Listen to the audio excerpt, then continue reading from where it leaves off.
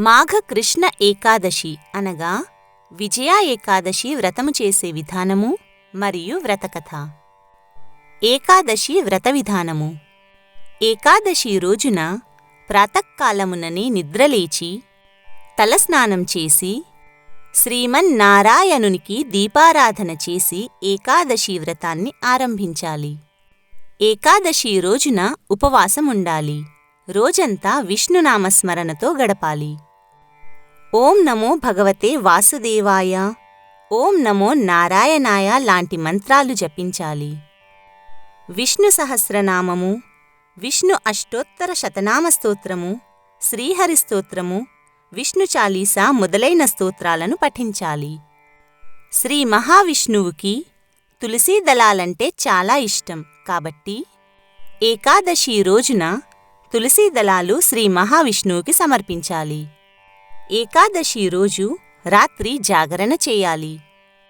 ద్వాదశి రోజు పారణ చేసి ఏకాదశి వ్రతాన్ని ముగించాలి. విజయ ఏకాదశి వ్రతకథ.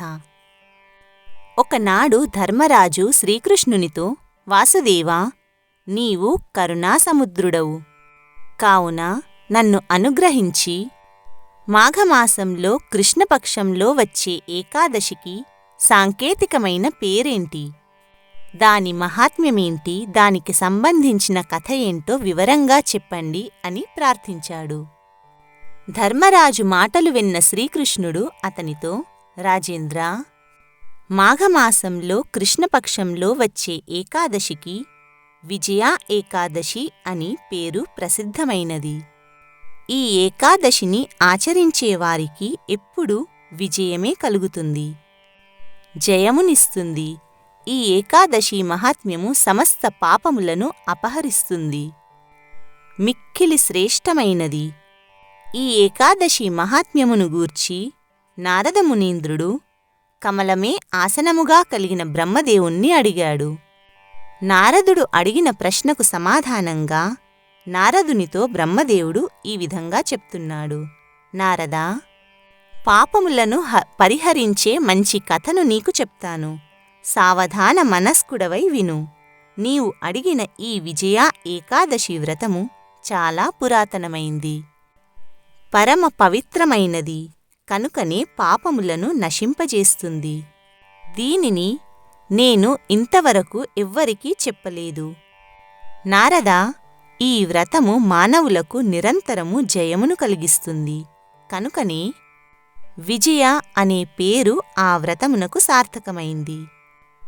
పురాణములందు చెప్పబడిన విషయములందు అవివేకులు సందేహిస్తారు, కాని వివేకులకు సందేహమే కలుగదు, సత్యమునే తలుస్తుంటారు. రామాయణము నీకు తెలుసు కదా. దానిలో రాముడు 14 సంవత్సరములు తపోవనములందు తిరిగాడు కదా. అరణ్యవాసంలో శ్రీరామచంద్రుడు సీతాలక్ష్మణ సమేతుడై గోదావరీ తీరంలో పంచవటియందు చాలా కాలము నివసించాడు.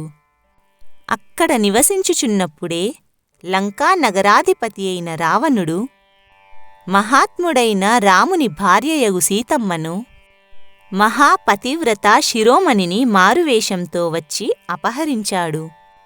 శ్రీరాముడు భార్యా వియోగమునకు మిక్కిలి దుఃఖించాడు. సీతమ్మను వెతుకుతూ ఉండగా మార్గమధ్యంలో మరణించడానికి సిద్ధంగా ఉన్న జటాయువు కనిపించాడు. అతడు శ్రీరామచంద్రునికి సీతాదేవి వృత్తాంతాన్ని చెప్పి మరణించాడు. రామలక్ష్మణులు సీతను వెతుకుతూ అరణ్యమధ్యలో తిరుగుతూ కబంధుని సంహరించి శాపవిమోచనం కలిగించారు. తరువాత సుగ్రీవునితో శాశ్వతంగా మైత్రి ఏర్పరచుకొన్నారు. వానర సైన్యాలు రామకార్యం కోసం నియోగింపబడ్డారు. వారిలో హనుమంతునిచే జానకి లంకలో అశోకవనంలో చూడబడింది. హనుమంతుడు శ్రీరాముని సందేశమును సీతకు నివేదించాడు. అశోకవనమును నాశనం చేశాడు. చాలామంది రాక్షసులను సంహరించాడు. రావణునితో మాట్లాడాడు. లంకను కాల్చాడు. మహాకార్యాన్ని సాధించాడు. లంక నుండి తిరిగి వచ్చిన రామునితో అక్కడ ఉన్న విషయాన్నంతటినీ వివరించాడు. హనుమంతుని మాటలు విన్న రాముడు సుగ్రీవుని అనుమతి తీసుకున్నాడు. లంకపై యుద్ధానికి బయలుదేరాడు.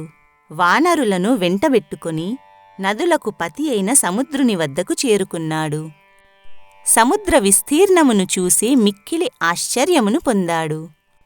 సముద్రాన్ని ఎలా దాటాలి అని వానరవీరులతో కలిసి ఆలోచించాడు. శ్రీరాముడు విప్పారిన కన్నులతో లక్ష్మణుణ్ణి చూసి, లక్ష్మణా, ఏమి పుణ్యము చేసి ఈ సముద్రాన్ని దాటగలము అని అన్నాడు. ఈ సముద్రము మిక్కిలి లోతుగా ఉన్నది, నీటితో నిండుగా ఉన్నది. మొసళ్ళు, తిమింగలములు మొదలగు జలజంతువులు, చేపలు మొదలగు వాటితో కల్లోలముగా ఉన్నది. సులువుగా దాటే ఉపాయమేమీ కనబడటం లేదు అని కూడా అన్నాడు. అప్పుడు లక్ష్మణుడు రామునితో, రామా, నీవు దేవాది దేవుడివి, పురుషోత్తముడివి. ఇక్కడికి దగ్గరలో ఉన్న ద్వీపంలో దాల్భ్యక అనే పేరుగల మహర్షి నివసిస్తున్నాడు. ఆ మహర్షి అతి ప్రాచీనుడు. మనము ఆయన దగ్గరికి వెళ్తే ఆయన ఏదైనా ఉపాయాన్ని సూచిస్తాడు అని అన్నాడు. లక్ష్మణుని మాటలు విన్న రాముడు దాల్భ్యక మహాముని ఆశ్రమానికి వెళ్ళాడు. అతనిని దర్శించాడు.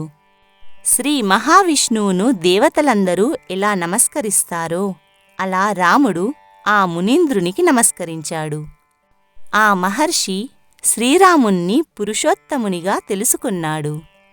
ఏ కారణము చేతనో విశేషమైన మానవ రూపాన్ని ధరించాడు అని అనుకున్నాడు. శ్రీరామునితో మహర్షి, రామా, నీవు ఈ విధంగా రావడానికి కారణమేంటి అని అడిగాడు. అప్పుడు మహర్షితో శ్రీరాముడు, మునివర్యా, తమ అనుగ్రహము వల్లనే ఈ సముద్ర తీరమున సైన్యములతో కలిసి ఉంటున్నాము. లంకను, రాక్షసులను జయించడం కోసమే వచ్చాను. మీ అనుగ్రహముతో ఈ లంకను దాటే ఉపాయం తెలుసుకోవాలనుకుంటున్నాను. మీరు గొప్ప వ్రతనిష్ఠా గరిష్ఠులు కనుక మీకు తెలియనివి ఏమీ ఉండవు. ఆ ఉపాయమును తెలుసుకోదలిచి నేను మీ దర్శనమునకు వచ్చాను అని అన్నాడు. ఆ మాటలు విన్న దాల్భ్యక మహర్షి శ్రీరామునితో, రామా, వ్రతములన్నింటిలో ఉత్తమమైన వ్రతాన్ని నీకు ఉపదేశిస్తాను. దానిని నీవు ఆచరిస్తే నీకు త్వరగా విజయం లభిస్తుంది. లంకను జయిస్తావు, రాక్షసులను సంహరిస్తావు, గొప్ప కీర్తిని పొందుతావు. ఏకాగ్రమైన మనస్సుతో శ్రద్ధగా ఈ వ్రతాన్ని ఆచరించు. మాఘమాసమందలి కృష్ణపక్షంలో వచ్చే ఏకాదశికి విజయ అని పేరు. ఆ ఏకాదశి వ్రతమును నీవు ఆచరిస్తే నీకు విజయం తప్పక లభిస్తుంది. వానరులతో కలిసి సముద్రాన్ని నిస్సందేహంగా దాటగలవు. ఫలప్రదమైన ఈ విజయ ఏకాదశి వ్రత విధానాన్ని వివరంగా చెప్తాను, సావధానంగా విను అన్నాడు. రామచంద్ర, మాఘమాసంలో దశమి నాడు ఒక కలశమును బంగారముతోగాని, వెండితోగాని, లేక రాగితోగాని, చివరకు మట్టితోగాని చేయించుకోవాలి. తరువాత ఒక వేదికను ఏర్పాటు చేసుకోవాలి. ఆ కలశమును నీటితో నింపాలి. అందులో మర్రి, మేడి, మామిడి, రావి, జువ్వి అను 5 చెట్ల చిగుర్లనుంచాలి. కలశము క్రింద సప్తధాన్యములను పోసి పరచాలి. కలశము మీద చిన్న గిన్నెలో జవలు పోసి ఉంచాలి. దానిమీద శ్రీమన్నారాయణుని బంగారు ప్రతిమను అధిష్టాన దేవతగా స్థాపించుకోవాలి. ఏకాదశి నాడు ప్రాతఃకాలమునందే స్నానం చేయాలి. కలశమునకు గంధమును పూయాలి. పసుపు కుంకుమలతో బొట్లు పెట్టి అలంకరించాలి. పూలదండలు చుట్టాలి, కదలకుండా పెట్టాలి. తరువాత గంధము, ధూపము, దీపము, అనేక విధములైన నైవేద్యములు పెట్టాలి. దానిమ్మ, కొబ్బరికాయలు మొదలగు వాటితో విశేషంగా పూజించాలి. ఏకాదశి నాటి రోజంతా కలశము ఎదురుగా భక్తిభావంతో కాలక్షేపం చేయాలి. రాత్రి జాగరణ కూడా కలశము దగ్గరనే చేయాలి. ద్వాదశి నాడు సూర్యోదయము కాగానే ఆ కలశమును నదిగాని చెరువు వద్దకు గాని తీసుకుని వెళ్ళాలి. మట్టితో చేసిన కలశమైతే నీటి ప్రవాహంలో విడిచిపెట్టాలి. ఒక్కొక్కసారి ఆ నీటిలో స్థాపించవచ్చు లేదా నీటికి దగ్గరలో దానిని మళ్ళీ పూజించాలి. వేదవేత్త అయిన బ్రాహ్మణోత్తమునికే ఎల్లప్పుడూ దానం చేయాలి. కుంచమును దానము చేసేటప్పుడు వస్త్రమును, గోవును, భూమిని, బంగారమును కూడా దానం చేయవచ్చును. రఘుకుల తిలకా, నేను చెప్పిన ప్రకారంగా నీవు సేనానాయకులతో పట్టుదలతో శ్రద్ధగా ఈ వ్రతమును ఆచరించు. నీకు తప్పక విజయము లభిస్తుంది అని చెప్పాడు.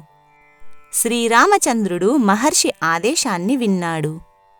ఆయన చెప్పినట్లుగా యథావిధిగా కపివీరులతో కలిసి విజయా ఏకాదశి వ్రతమును ఆచరించాడు.